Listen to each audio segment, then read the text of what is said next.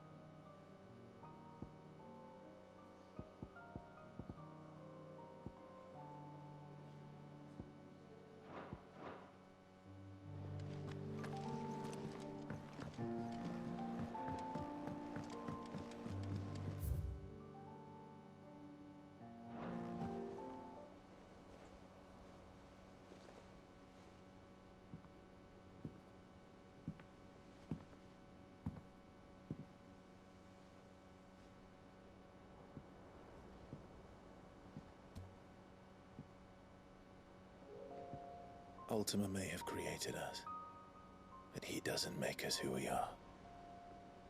Only we can do that. And if he would have us fight for our survival, so be it. It's what we've been doing all along. Much like Ultima himself, it would seem. His new world being naught but a means to survive. And so, we must contend to decide which of us shall inherit the land. Should Ultima prevail, it will mean death for us all. Of that, we can be certain. But even should he fail, what world awaits us? A withered, godless place, where our newfound freedom will most like prove a chain in itself. Well, that may be, but a chain can always be broken. As long as one has the will to break it, it won't be easy. It may take generations, centuries of suffering. And that is, if everyone plays their part.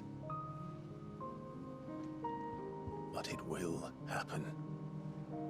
And when it does, it will be on our terms. That is the world that awaits us. Indeed. And what better world could one wish for?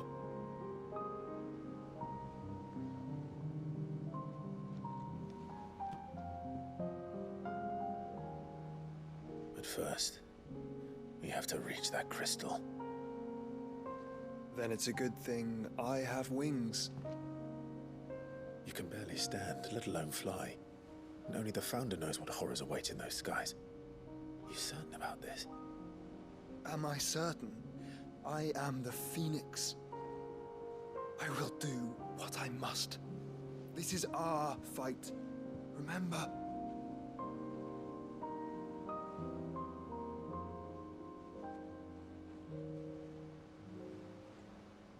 All right. I yield. But only what you must, yes? I'm still your sworn shield. That you are.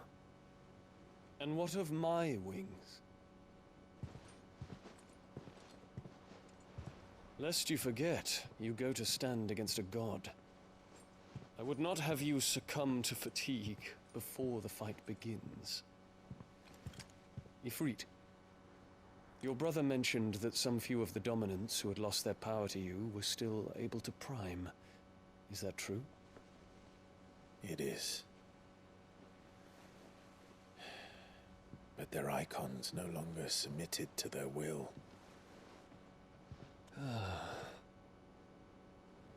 Then mine will have to be stronger. That you both might save your strength for the battle to come. You don't have to do this.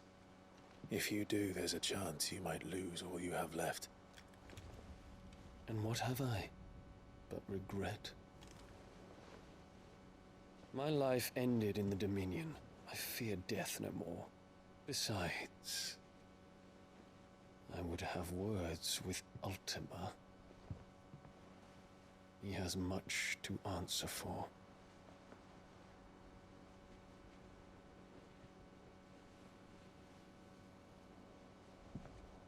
We are in your debt, Dion.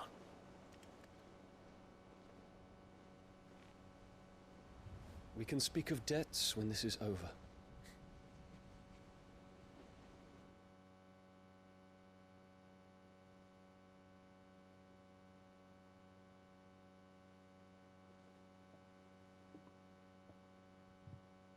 He speaks like a man who knows he's not coming back.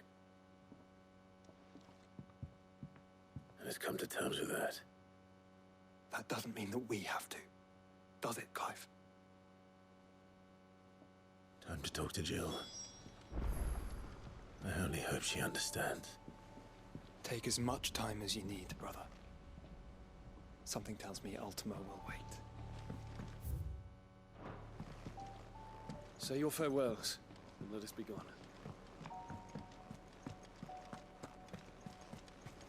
You be careful up there. If you happen to snag...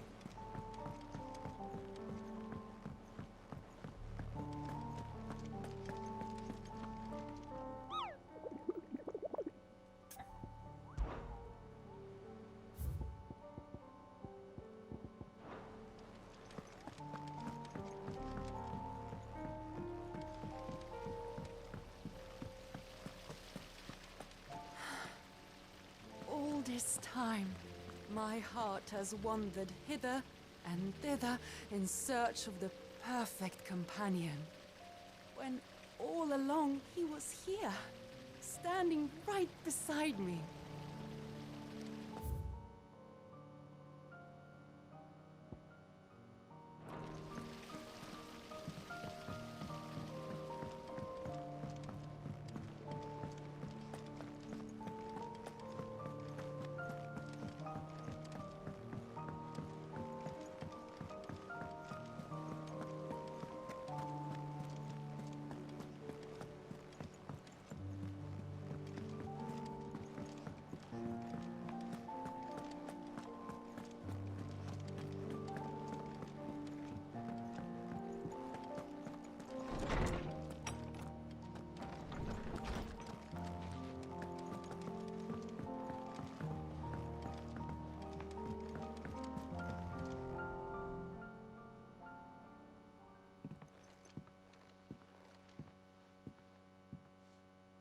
Come to wish on a star.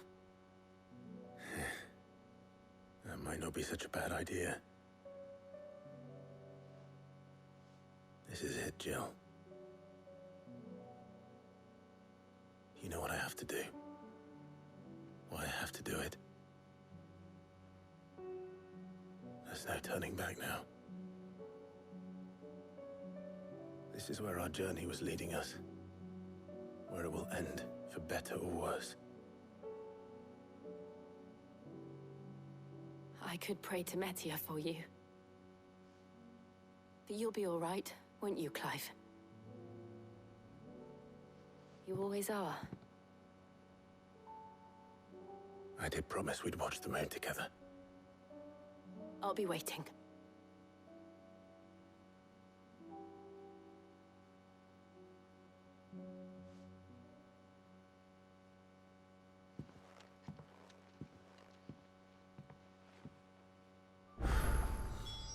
It's almost time.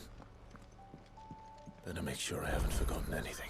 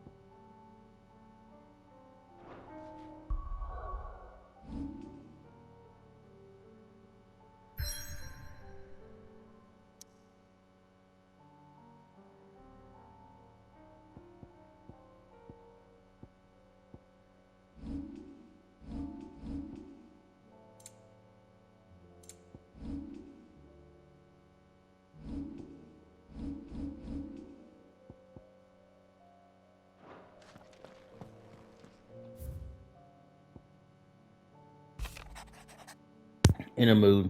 In case you haven't noticed, your poor hound spends all his time of laying on the rear deck whipping like Gav and his cups. Something ain't right. My gut tells me it's not to do with his supply of antelope bones. Karen. What is it this time, Torgal?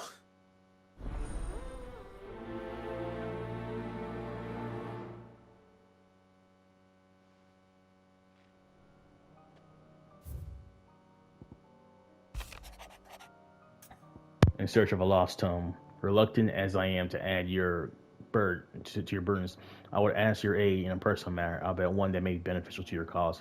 There exists ancient texts deemed so injurious to modern thought that mere possession is deemed a crime, and it was a chance encounter with one such tome from a distance that sparked within me the scholastic curiosity which burns to this very day. I wish to enlist your aid in claiming that text. Should you require further incentive, know that I am willing to offer compensation for services rendered. Vivian. Something tells me this is no mere adventure story.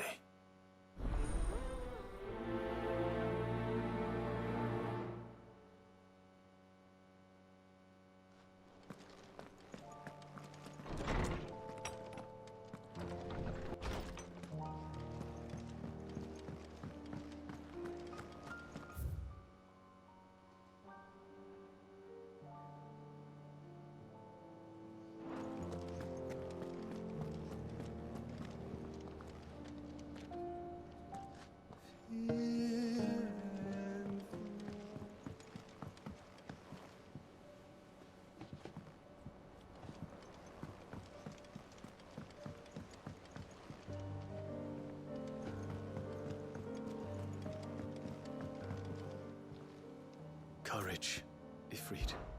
My decision is made. I shall carry you and your brother to origin that the Lesage's name might live on in honor, not in infamy. Even if I should not. Your Highness, you're not. You said it yourself. This is a journey from which I may not return, and yet I am resolved to go. Also took much from me, and he means to strip us all of what little we have left. He must be stopped. Whatever the cost. He must. Thank you, Your Highness. You are as overhasty as your brother. Save your thanks for when this is over. The time is nigh, Ifrit.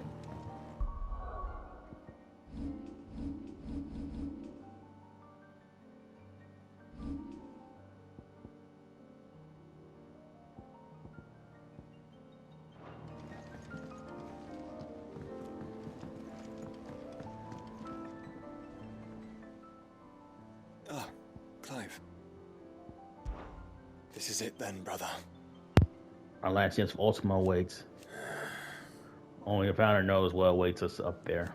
Indeed. But whatever we find, we shall overcome it. It would not do to disappoint our friends. They all believe in you, Clive. They would follow you to the ends of the earth if they could. You're wrong. My friends don't follow me. They spur me on. I couldn't have made it this far without them.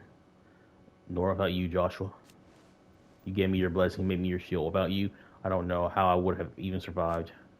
Even when we were apart, you were always with me, and I trust you'll be with me now until the end. Of course. Whenever that may be. Joshua, what's wrong? And don't say nothing. It's not nothing. I've received word from Cyril. The Undying have found Father's will, or something akin to it. His will? How and where? In the crypt beneath Rosalith Castle. After Kupka was kind enough to drive out the Imperials, the Undying took the opportunity to recover what relics of the duchy yet remained. And in the process of doing so, they found a letter from Father. I'm surprised anything survived down there. Cyril asked that I join him in Tabor at my convenience. I have been meaning to go, but would you join me? Of course. I want to know what's in that letter as much as you do. Very well. I am ready to leave when you are.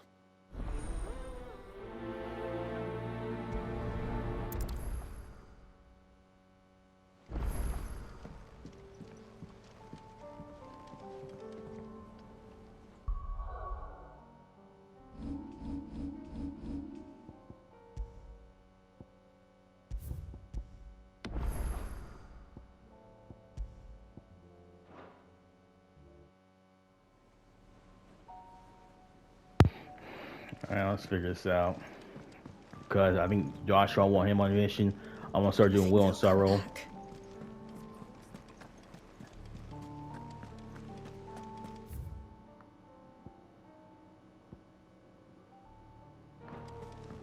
I want Jill to hang out with me for these side quests as well as Byron. So I'm gonna start doing all these side quests first and foremost.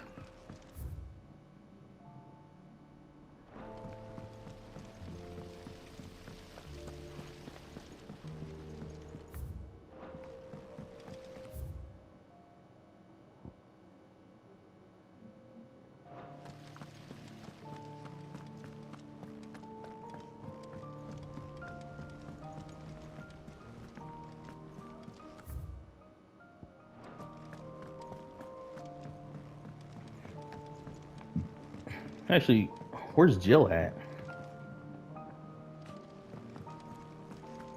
I will not let them be forgotten.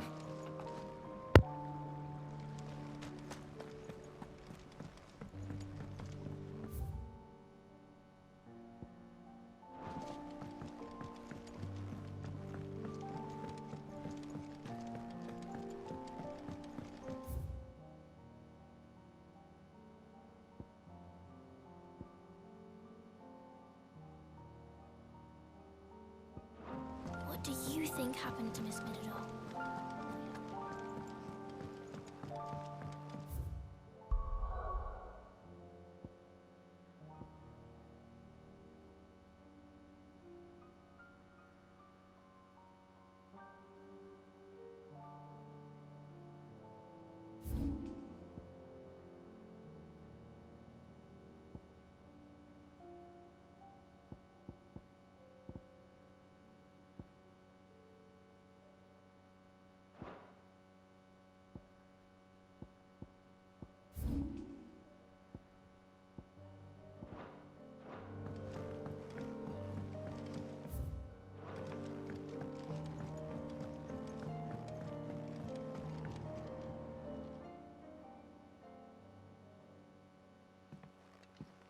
Pining for something, boy.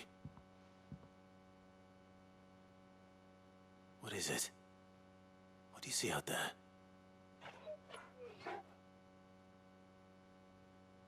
I never did ask where you got that anklet of yours.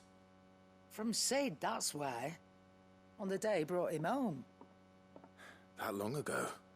And you're only thinking to ask this now?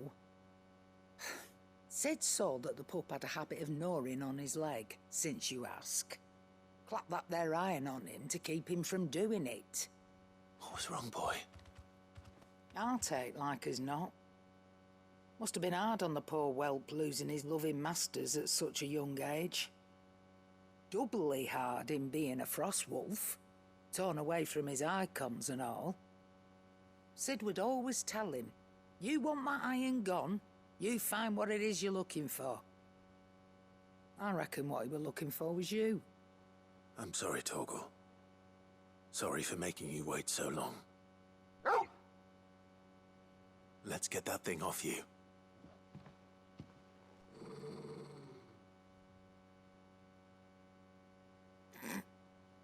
Doesn't sound like he wants it off. Indeed. You miss Sid as much as the rest of us, don't you?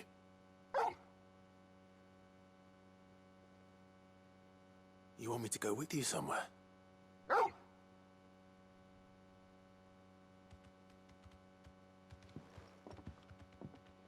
Quick, aren't you? Glad you've been paying attention. Not nearly as much as you have, Lady Karen. Aye, good thing and all. It's not like Gav would have kept him in nuts and rubbed his belly these past 10 summers. Your kindness is appreciated. You've been a good friend to him. Only because he doesn't talk back like the rest of you. Go on now.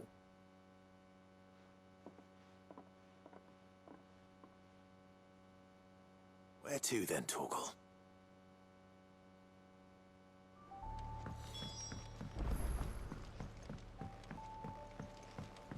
Say what you will, Lady Karen has seen our shelter. Oh, what is it? I wish I could go up there with you. Doesn't seem right leaving everything up to you three. It's hardly everything. There's plenty that still needs to be done down here. Like seeing to our swords and keeping Karen safe. Only you can do that, Goats. And I will. I promise. I won't let Nan come to no harm no matter what. You can count on me. Just like we're all counting on you to come back safe and sound. Be careful out there.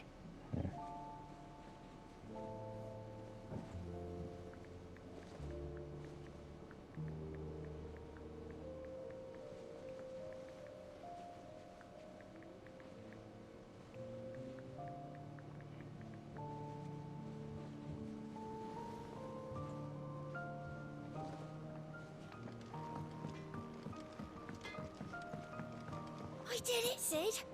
I made friends with all the animals in the hideaway. But you know what I'd really like?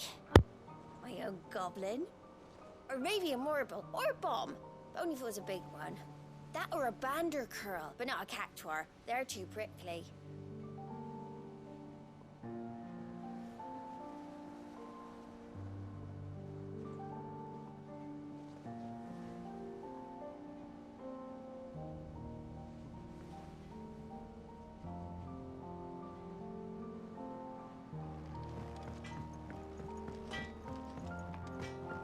First the skies, then the crystal.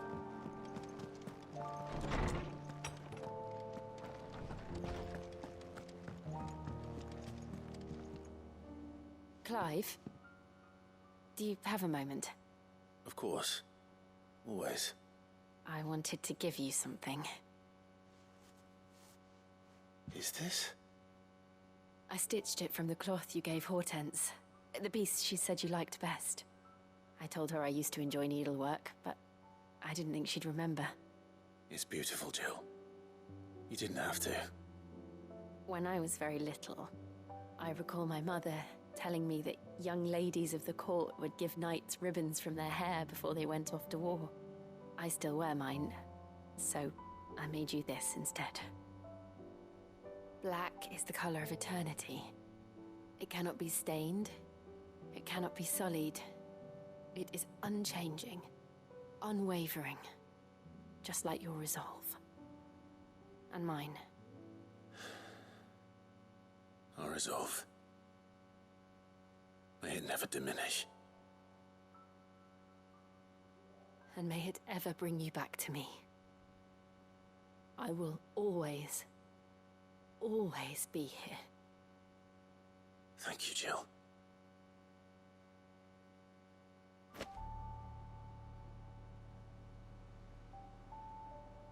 What's on your mind, Clive?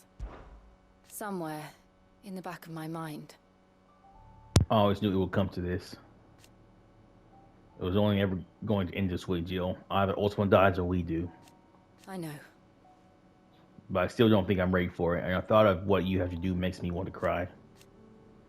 Then cry, shout, scream, laugh, do whatever you feel. Our feelings make us who we are, make us better than Ultima. Thank you. Clive. But a long time ago I swore that only the stars would see me cry. And so for now? I'll save my tears until the clouds part and the heavens return. I'm always with you, Clive.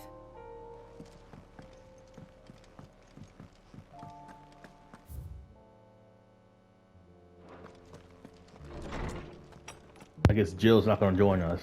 Alright.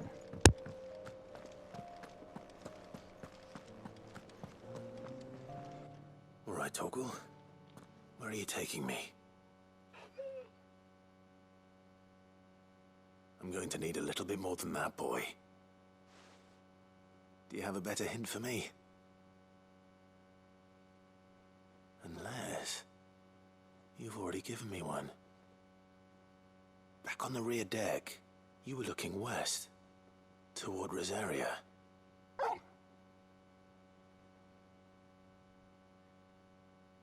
Why don't we try the rookery?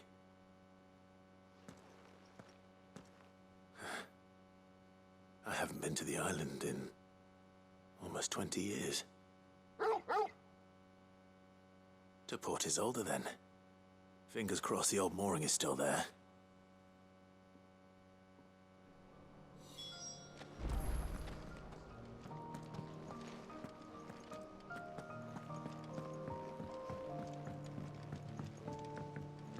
Back to Tabor then.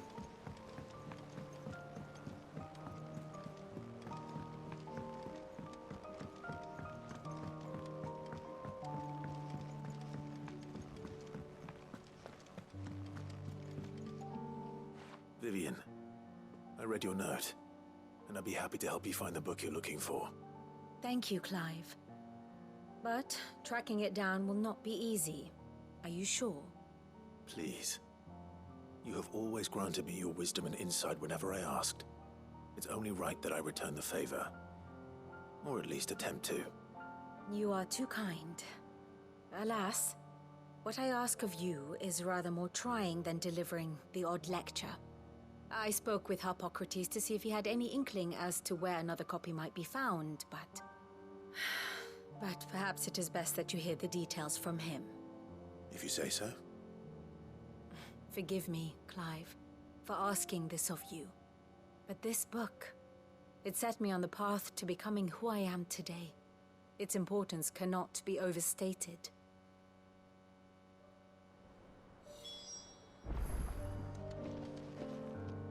What will it be today? Harpocrates knows of the tome I seek. Whether what he has to say makes you happy to have agreed to help me is another matter. Well, Clive? Are you resolved to brave the coming battle, no matter the cost? I am. For only with Ultima's death might we ever find true freedom. And when we do, I'll be counting on you to help teach this world the truth. Naturally. But I need you to do something for me in return. Come back to us in one piece. For now, I am to recount the true history of this world without a first-hand account of the heroics of those who fought to change it. I shall. We shall all be praying for your safe return. What is it that you wish to learn? Study it well, Clive. Very good.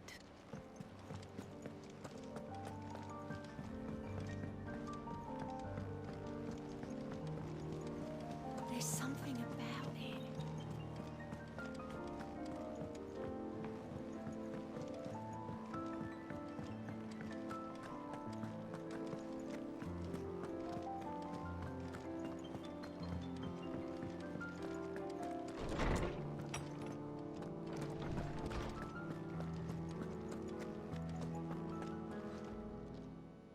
Clive, my boy. What a pleasure it is to see you. Harpocrates. There's something I need to ask you. I've been charged with locating a book called From a Distance. Then you seek a rare gem indeed. One whose name I had not thought to hear from your lips. You've been talking to Vivian. Right as always. But she didn't seem keen to tell me very much. I take it she didn't like what you had to say. And yet I gather it did naught to dissuade her. Clive, if the young professor has tasked you with obtaining a copy, I fear she asks the impossible. The executors would not allow it. The executors? Coveters of Secrets. A clandestine organization committed to the collection and intenebration of forbidden texts and technologies. One such text being the tome Vivian seeks, chronicling as it does the true history of the enslavement of bearers. A tale which could overturn the established order were it ever to become widely known. Or, so rumor has it. I've never actually read the thing, or even set eyes on it for that matter. How is it that I haven't heard of this organization? Why, secrecy is the executor's watchword. They lurk in the shadows, emerging only to seize that which must be seized, be it books, inventions, or people, before disappearing again, leaving nary a trace. Which would explain why Vivian's copy was snatched from her grasp not long after she found it. By the hand of the executors, yes. But what drives them? Self-interest or ideology? Fine question. Sadly, all that is known of the executors can be recounted in a single breath.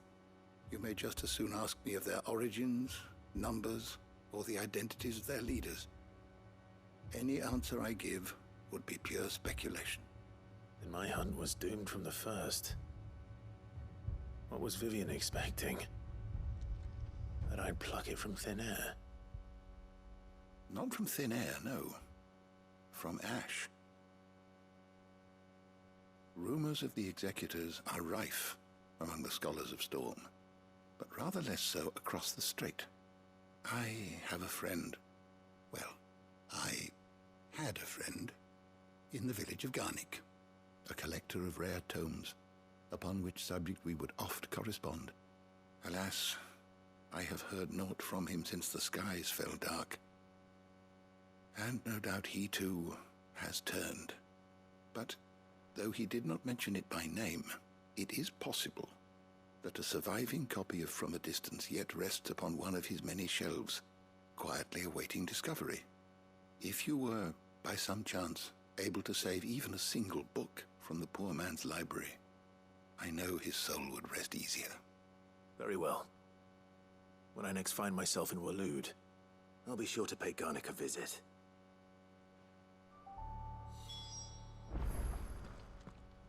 Knowledge hoarded is knowledge lost. Having never visited, I cannot tell you exactly where in Garnik my friend's lodgings lie, but he did mention they were some distance from the road.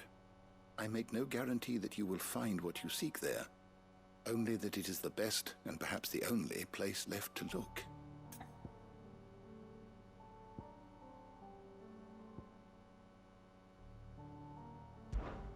Ah, yes. Arrived at a solution then. Dion will carry us. Indeed. A feat befitting the final act. I congratulate myself that I shall live long enough to see it. A feat in itself for a man of my years. But to be serious, it is no small thing to march against fate, Clive. You must be certain of your footing, lest the winds of destiny divert you from your course. Are you certain of your footing, Clive? I am. Then go. And do what you must. Fare thee well, my friend. Sid, did you know that chocobos are far more resilient? You're going somewhere, Sid? Can we come? I promise we'll be good.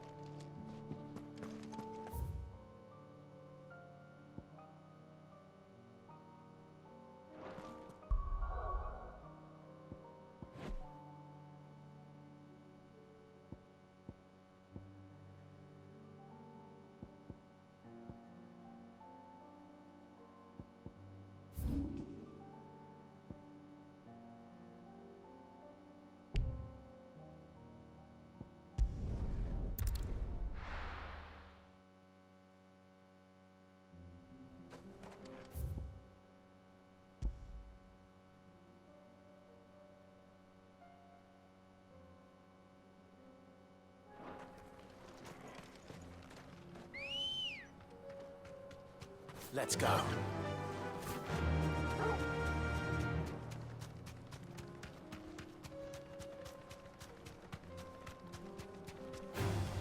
All right.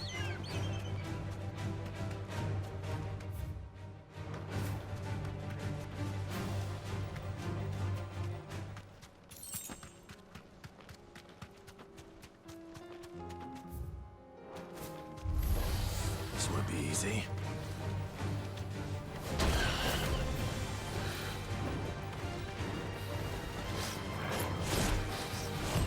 Nice try.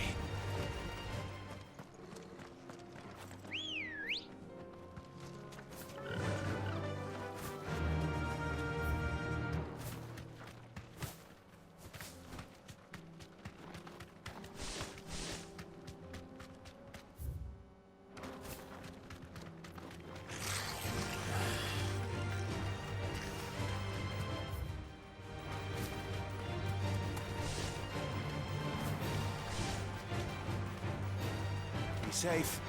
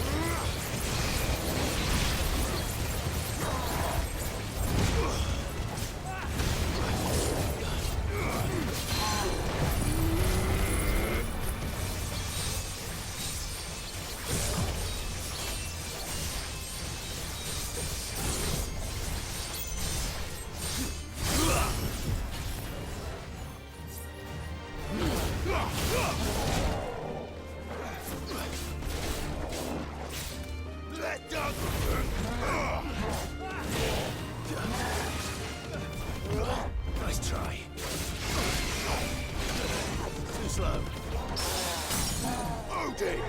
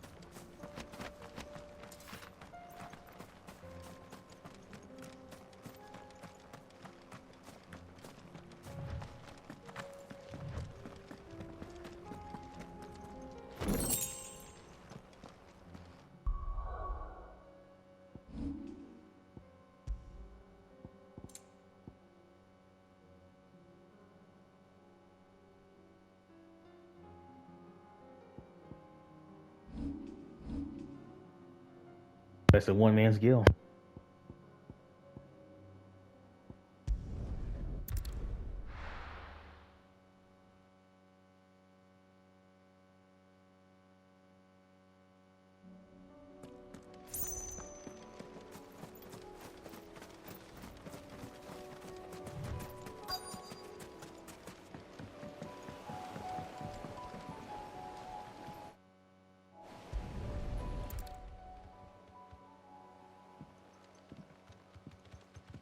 It's still here. After all these years. A lot smaller than I remember. And you're a lot bigger. You might have to swim, boy.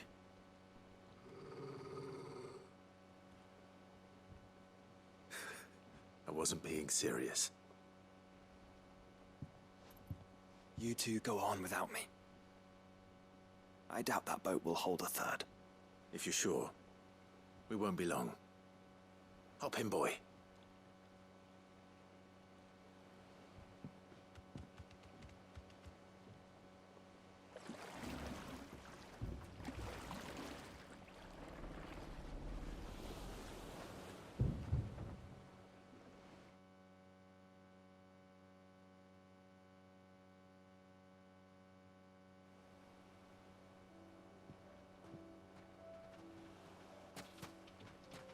This place hasn't changed at all.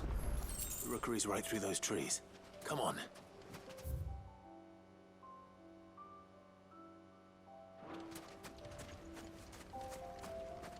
Race you there? I bet I could still beat you.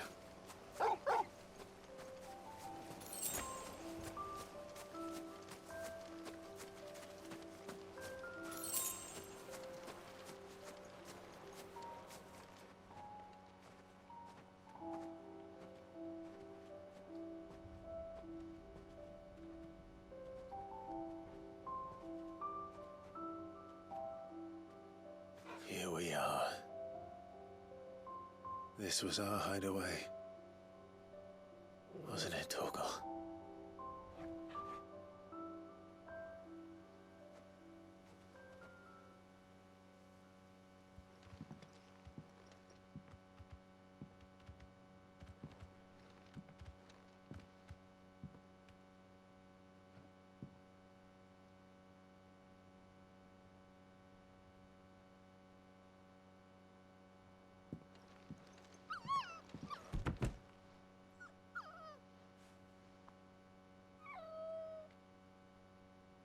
Coming here helped me to forget who I was.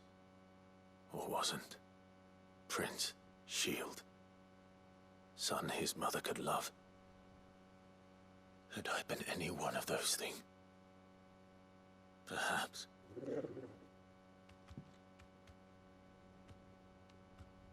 What is it, boy?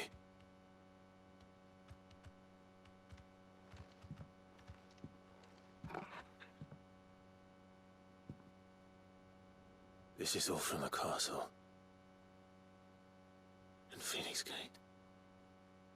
Did you bring these here?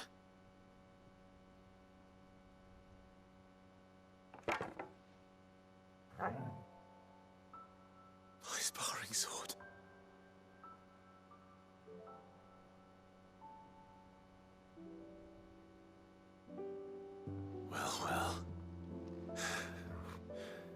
You never stopped looking for me, did you, boy?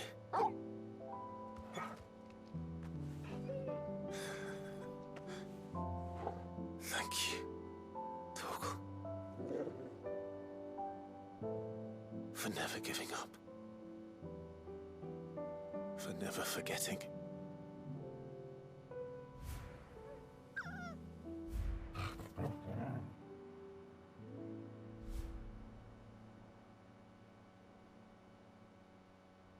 Let's take this with us, shall we?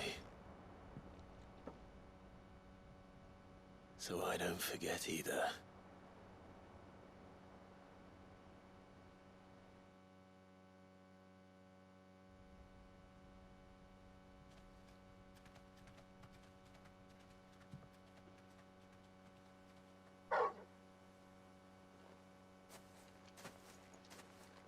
That's not the way back to the boat, Torgal. All right. I'm coming.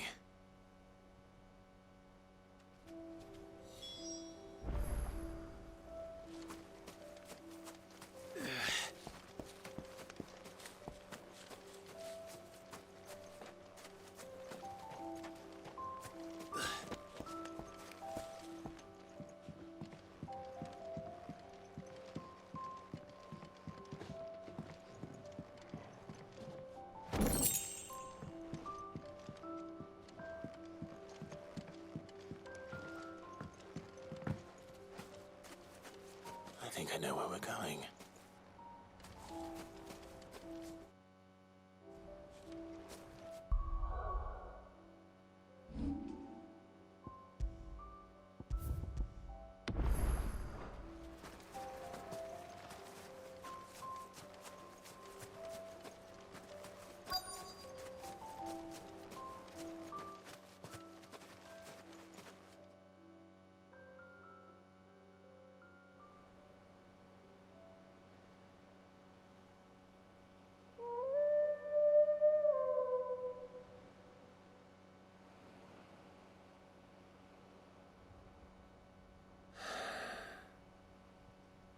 People always talk about the importance of putting the past behind you.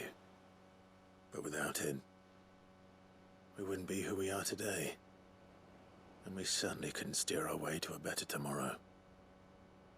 Come on, Torgal. Let's go home.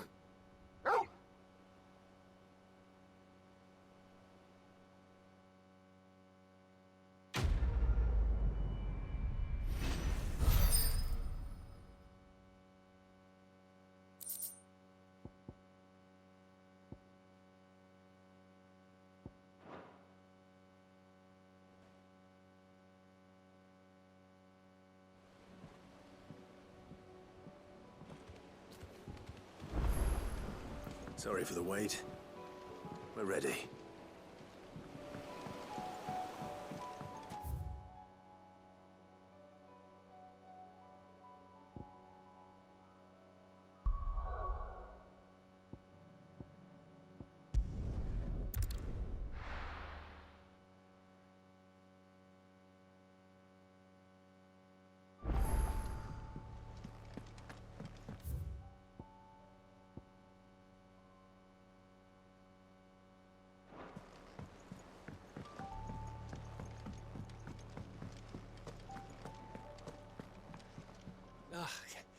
You alright? About that. If there's anything I can do to help you kill this awesome bloke, you just say the word, eh? You can promise to take care of Sid's name off my hands. To take Sid's name off my hands. Aye. Don't even joke about that. Anyway, I thought you said you hadn't finished it with it yet. I didn't I? No. Now, if you wanted to give me an even grander title, something to rival your to that'd be a different story. Let's see. Gav the Magnificent, Gav the Almighty, Gav the Lionheart, something along those lines. I'll leave that to you to decide. I'm sure you're more than capable of choosing the perfect moniker for Sid's right-hand man. Right-hand man, I'll take it. You off then?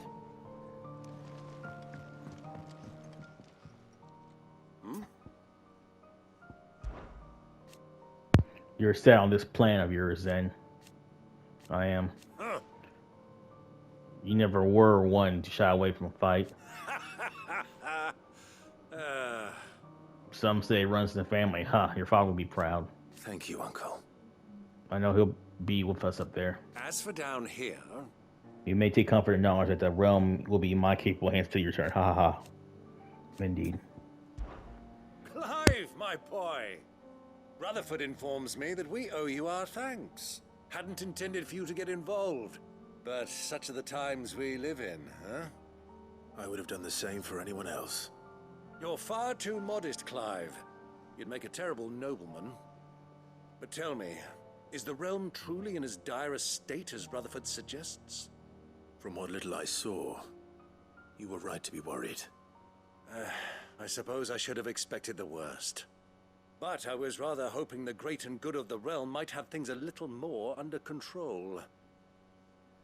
Alas, it seems that firm leadership is in short supply these days, and without it, the people are bound to lose their way.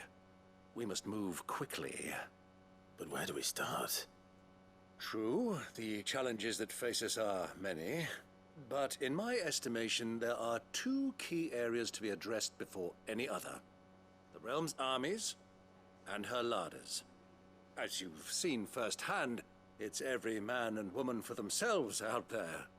Certain cities have banded together to try and maintain some semblance of order, yes, but such cases are few and far between. And yet, the only remedy for the chaos that faces us is unity. A unity that transcends even the borders laid down by our ancestors. In short, if Storm does not stand together, she will fall apart. But how would one even begin to unite the realm? The armies, my boy. As I told you already, we begin by restoring order among the ranks of those sworn to maintain it. Sadly, I doubt I could convince even the lowliest gaggle of privates to dig a latrine together. But I do know someone the High Commanders have been known to listen to on occasion. Field Marshal Eugen Havel. I thought he was retired. He was, until an Akashic army tore through Randalar and killed most of the rank and file. There is no man alive more capable. Literally. And as luck would have it, I've already spoken with him on the matter. Of course you have. And he's agreed to help. On one condition. That he first speaks with you personally. Havel has always been a man of frustratingly rigid principle, and he has certain qualms about clasping arms with, well, with an outlaw. I extolled your many virtues as best I could, of course, but the old goat was adamant that he be allowed to appraise you in person. You don't mind, do you, my boy? Of course not. As long as chaos reigns, we will never build a better world. I'll do whatever it takes. And if the Field Marshal wishes to speak with me in person, then so be it. That's the spirit. I'll leave for Randalar at once. Would you send a Stolas? Of course. Rutherford is already in the Dalmekian capital. I'll have him tell Havel to expect you forthwith. Excellent. Thank you, Uncle. No, thank you, Clive.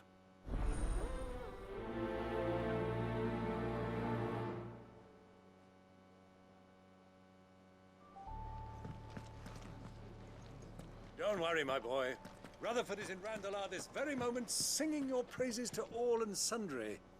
They'll adore you. So you're not coming.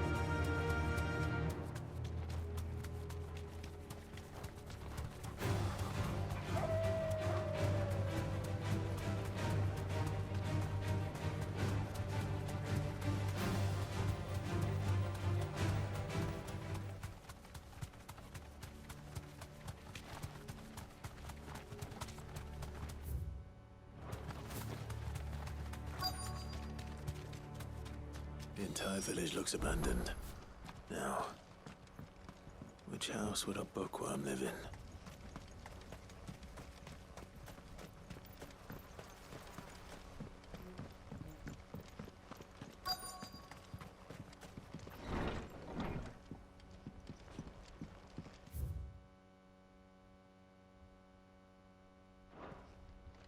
This is a Royal Army logbook. Did he take this from the local barracks?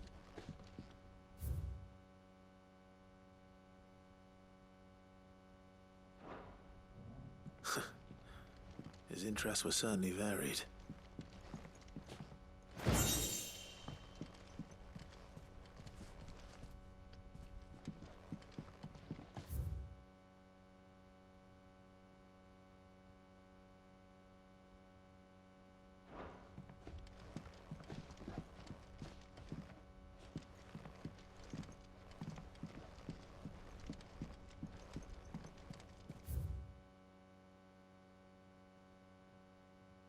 From a distance, the fall of the bearers. Chapter 16. The emergence of the first magic depths was widely heralded as a gift from the gods. Indeed, a title in which those with the gift came to becoming known is most likely a contraction of bearer of the heavenly blessing, a wording used by the tribunes of the time. Those born with blessing were lauded as living crystals and granted high office and plentiful reward for their status as chosen ones. Over the years, this reverence for their kind would later become a full-fledged religion led by bearers themselves with development that would prove faithful. The diverse nation of the time were unanimous of their disapproval of the founding of the church, while authorities had for years welcomed no bearers into position of power in their own structure of state. They were mistrusting of an organization led by bearers for bearers. Efforts were immediately made to chasten the church and its followers, banning members from holding office, evicting adherents from their homes, and breaking up meetings by force. The church responded by forming a volunteer army to resist this persecution, and yet it continued creating a cycle of ever-increasing bloodshed and rancor and growing rift between those born with blessing and those without. What began with beatings and street clashes would eventually spill over into an all-out war that consumed the greater part of twins for a generation, decimating population of men and bears both. The deluge of blood that stained the land crimson left an even more lasting mark upon the minds of Valisthean people. After the bearers' last resistance was crushed, the nation of Valisthea came together to sign a continental accord that initiated a system of slavery that persists across Rome to this day. It is well known phrase bearers are other than human has its roots in the bitter war of years before, being the unblessed only excuse for their calamitous refusal to allow the blessed to decide their own destinies. This is it. But if what it says is true, I need to get this back to the hideaway.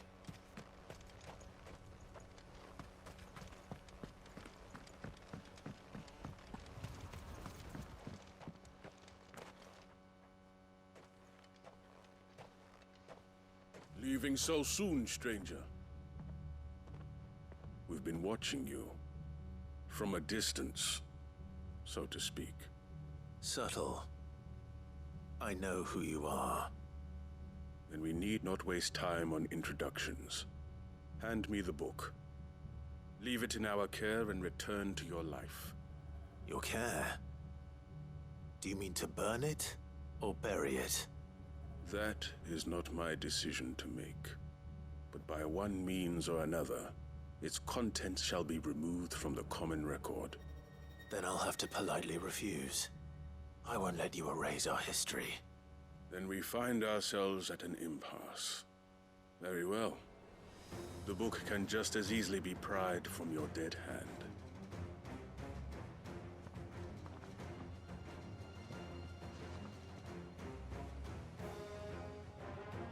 Let's see, shall we?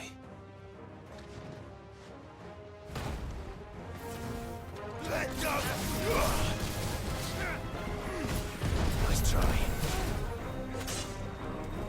All yours, Torgal!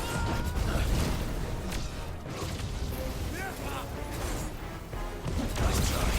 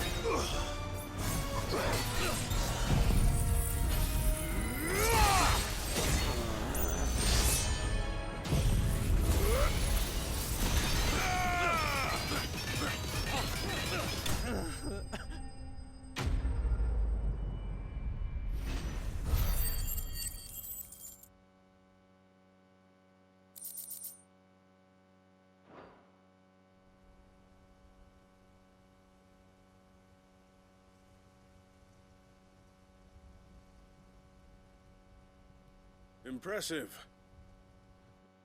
But we have other means. We shall claim the book yet. Why do you want it so badly anyway?